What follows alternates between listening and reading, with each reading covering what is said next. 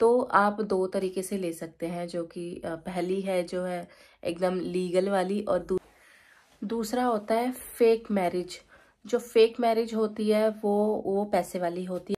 Okay, जो दूसरा वाला मैंने आपको पॉइंट बताया, इसमें जो आपका पासपोर्ट होता है वो ब्लू कलर का होता है। इसमें आपको जो है यहाँ के भी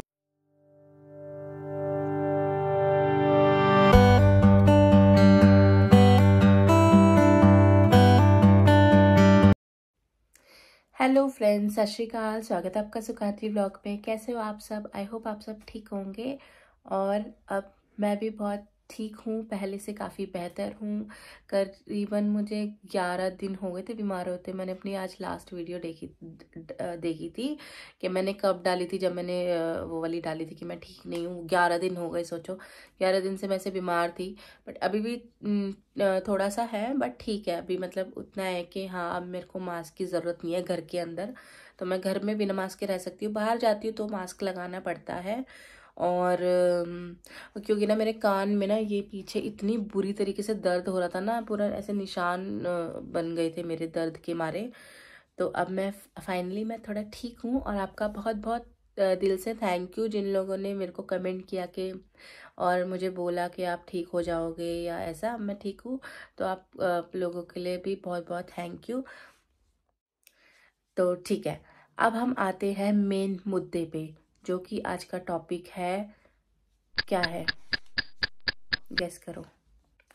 तो टॉपिक ये है कि यहाँ पे रशिया की सिटीजनशिप कैसे ले। ठीक है, तो रशिया सॉरी सॉरी, रशिया रसिया रसिया फोन देख ली थी ना मैंने, उसमें आता है ना रसिया वाली ऐड का, वो करती है वो वो निकल गया रसिया, सॉरी। हाँ, okay, come to the point. तो रशिया की सिटीजनशिप कैसे लेनी है, मतलब यहाँ का अपने को कैसे नागरिक बनना है वो। तो इसमें है जो है ना, इसमें दो तरीके हैं, वो मैं बताती हूँ आपको। तो आप दो तरीके से ले सकते हैं, जो कि पहली है जो है एकदम लीगल वाली, और दूसरी होती है इलीगल वाली। इलीगल माने कि पैसे देके करना, और लीगल वाली में भी पैसे कहीं पे देना होता है, कहीं पे नहीं देना होता। जैसे कि आप एक तरह से मान के चलो, जैसे पहला मैं आपको बताती हूँ, है ना। टॉपिक वॉपिक ये सब नहीं डालना इसमें, मैं आपको बता देती हूँ। Sorry, point.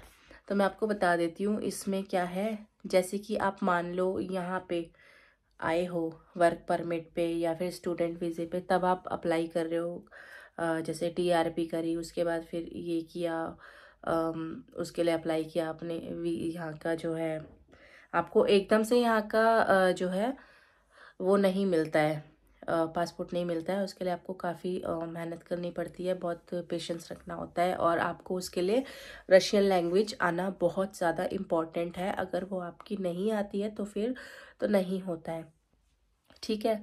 और दूसरा ये है कि अगर यहाँ पे आप आ रहे हो, और अगर आपको किसी से मतलब कि कोई लड़की से या फिर लड़की है और लड़के से अगर किसी को कोई मतलब समझ लो आप प्यार व्यार हो गया है, और उसको मतलब उनसे आप शादी कर लेते हो, तो आपका तभी भी आपको यहाँ की सिटीजनशिप मिल सकती है। जो कि मतलब अनमैरिड लोग हैं उन लोगों के लिए ये बेस्ट है, जो यहाँ पे आते हैं, शादी कर लेते हैं, और उनको यहाँ की सिटीजनशिप मिल जाती है। ठीक है, वो सारा प्रोसेस है जो वो आपका पार्टनर करेगा, जो रशियन है। ओके, दूसरा होता है फेक मैरिज। जो फेक मैरिज होती है वो पैसे वाली होती है। उसमें आपसे जो भी लड़की होती है या लड़का होता है रशियन, जो आपसे शादी कर रहा है, कॉन्ट्रैक्ट मैरिज कर रहा है फेक वाली, तो वो पैसे लेगा। उसके लिए 2 से 3 लाख रुपए आपके लगते हैं, और वो ही आपके लिए वीज़ा सब सॉरी, वीज़ा नहीं, सारे आपका ये जो है प्रोसेस है वो सारा खुद करते हैं।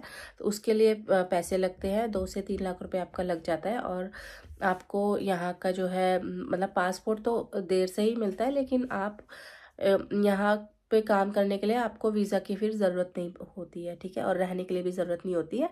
जब तक आपका पासपोर्ट नहीं आता, तो वो आपको एक कार्ड दे देते हैं पासपोर्ट के जैसा। तो वो आपका यहाँ पे काम आता है किधर भी यूज़ करने के लिए। पासपोर्ट जल्दी से नहीं मिलता, उसमें टाइम लगता है। ओके, तो आपने एक बार यदि शादी कर ली तो फिर आपका तो हो ही गया, मान लो, समझ जाओ कि आपका हो गया। लेकिन इसमें ये है कि अगर आपने यहाँ पे शादी करी है और आपको जो पासपोर्ट मिल जाता है, तो फिर आपकी इंडियन वाली जो सिटीजनशिप होती है ना, वो बिल्कुल ख़त्म हो जाती है पूरे तरीके से। फिर आपको जब इंडिया जाना होगा तो इंडिया जाने के लिए आपको वीज़ा की ज़रूरत होगी, ठीक है। तो अब आते हैं दूसरे पॉइंट पे, जो कि है उन लोगों के लिए जो मैरिड हैं और फिर भी यहाँ पे वो बसना चाहते हैं, यहाँ की सिटीजनशिप मतलब लेना चाहते हैं, और अपने जो है इंडिया की भी आप नागरिकता नहीं खोना चाहते। तो उसके लिए दूसरा ऑप्शन है, वो थोड़ा सा टेढ़ा है। टेढ़े तो खैर सारे ही होते हैं, बट ये वाला थोड़ा सा है ज़्यादा। तो इसमें आपको क्या करना होता है, इसमें आपको शादी करने की ज़रूरत नहीं होती है। इसमें आपका जो है पासपोर्ट आपको पैसे देके आपको अप्लाई करवाना होता है। तो ये होता है, और ये जो पासपोर्ट होता है ना, ये वाला जो होता है पासपोर्ट, ये होता है ओके। जो दूसरा वाला मैंने आपको पॉइंट बताया, इसमें जो आपका पासपोर्ट होता है वो ब्लू कलर का होता है।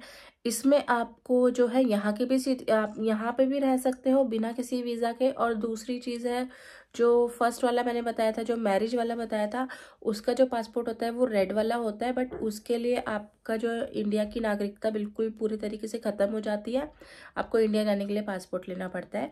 बट ब्लू वाले में आपको इंडिया की नागरिकता ख़त्म नहीं होती है, आप इंडिया भी जा सकते हो, इंडिया में अपना वाला यूज़ कर सकते हो और इधर में यहाँ वाला यूज़ कर सकते हो। मतलब कि आपको यहाँ के लिए भी वीज़ा लगाने की ज़रूरत नहीं है यहाँ पे आने के लिए, और इंडिया जाने के लिए भी वीज़ा की ज़रूरत नहीं है। दोनों तरफ से आपका फ्री रहेगा, मतलब वीज़ा की ज़रूरत नहीं है, ठीक है। तो इसमें जो है मैंने आपको बताया है, जो ब्लू वाला जो पासपोर्ट है, ठीक है। ब्लू वाले पासपोर्ट के लिए आपको अप्लाई करना पड़ता है। अगर आप खुद से अप्लाई करते हो तो इसमें कोई भी पैसा नहीं लगता। ये एक कोटा होता है, तो कोटा ये इसकी वीडियो अगर आपको फुल चाहिए तो मैं आपको बाद में बना दूंगी। आपको मोटा मोटा बता देती हूँ कि ये वाला जो वीज़ा नहीं, सॉरी, पासपोर्ट होता है, इसमें आपको अगर आपने खुद अप्लाई करते हो तो इसमें नंबर आता है, मतलब लिस्ट बनती है। अगर उसमें आपका नंबर आ गया फिर तो मतलब ठीक है, आप हो जाओगे। उसका सारा कुछ खुद ही करना पड़ेगा, उसमें आपका कोई पैसा नहीं लगेगा। लेकिन अगर आप यही काम अगर एजेंट से करवाते हो तो एजेंट पैसे लेता है। कई एजेंट कम पैसे ले लेते हैं, मतलब और कई होते हैं जो बहुत ज़्यादा पैसे ले लेते हैं। तो बाकी वो सारा काम एजेंट करवाएगा, जो कि आपका जो एग्ज़ाम देने वाला होता है रशियन लैंग्वेज का, तो वो सब भी सारा कुछ एजेंट का काम होता है क्लियर करवाने का।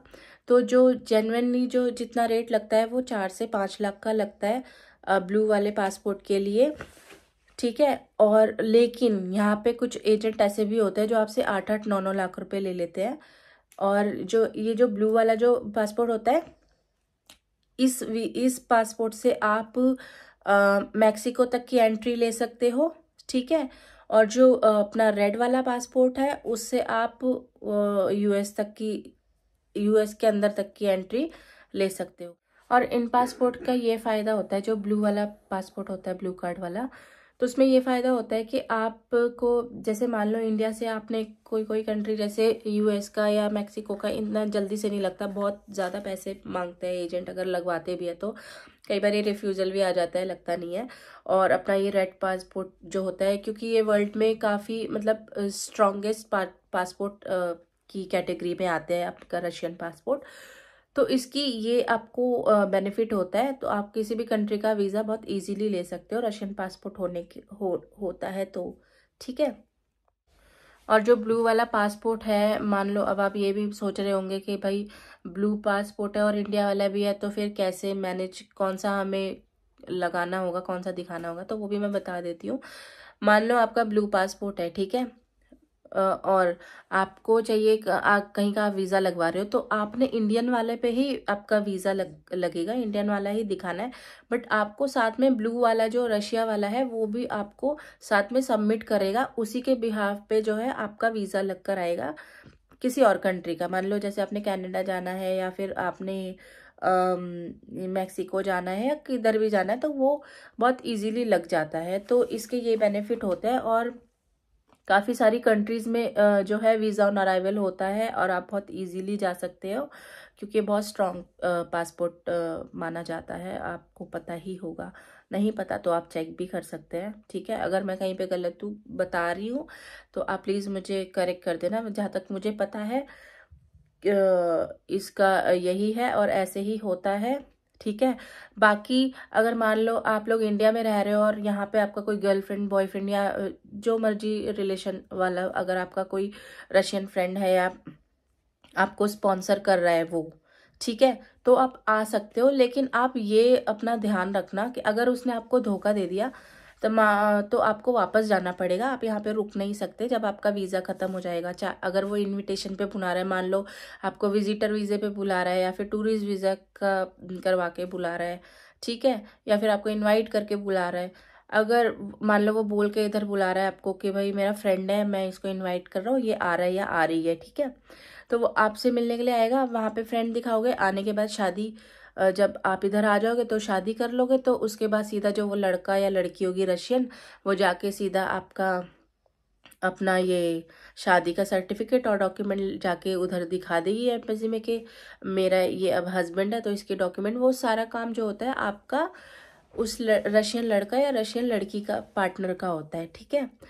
तो लेकिन इसमें भी देख कर करना होता है, क्योंकि कई बार होता है कि ऐसे ही बुला लेते हैं यहाँ पे कि बोल के हाँ हम आपको स्पॉन्सर मतलब शादी करेंगे या ऐसा कुछ करेंगे, बुला लेते हैं और उसके बाद फिर कुछ टाइम जितना टाइम का वीज़ा होता है उतना टाइम साथ रखता है, उसके बाद वापस भेज देता है। तो उस चीज़ का अपना ख्याल रखना, ठीक है। अब अच्छे से सारा कुछ परख के देख समझ के फिर करना। ऐसे नहीं कि बस एक बार किसी ने बोला अब तुरंत आ गए हाँ कि मेरे को उधर का ये मिल जाएगा। तो ये सारी चीज़ें थी, मैंने आपको बता दिया है। अगर कुछ रह गया होगा तो मैं आपको फिर से बता दूंगी, क्योंकि मेरे हाथ में बहुत तेज़ दर्द हो रहा है और अब काफ़ी टाइम भी हो गया है। वैसे आज मैंने वीडियो बनानी नहीं थी, लेकिन फिर सोचा कि चलो बना देती हूँ। तो अपना ध्यान रखना और मेरी वीडियो देखते रहा करो भाई। देख भी लेते हो और तो लाइक तो कोई करता नहीं है। अगर नहीं करोगे तो फिर मैं नहीं वीडियो डालूंगी आगे से, ठीक है ना। तो अपना ध्यान रखो, ख्याल रखो। Happy new year, bye bye, take care, good night.